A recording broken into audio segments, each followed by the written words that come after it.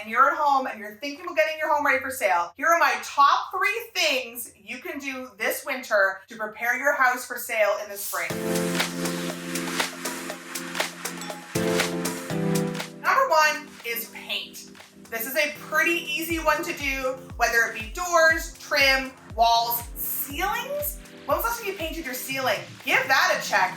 Painting these things can make a huge difference in your home. If you're thinking about selling, go to those neutral colors. You need to have neutral for all the buyers to be attracted to your home. The next one, number 2, is caulk your tubs, caulk your sinks. These places are ignored. I know that you see your tub, I know that you see it kind of pulling away. That can cause moisture damage. So just get to it. Get a tube of caulking, get a spoon. I've seen this trick where you can take a spoon and like tie it on, like tape it onto a caulking tube and go along, and the spoon will do the job to kind of smooth it out for you.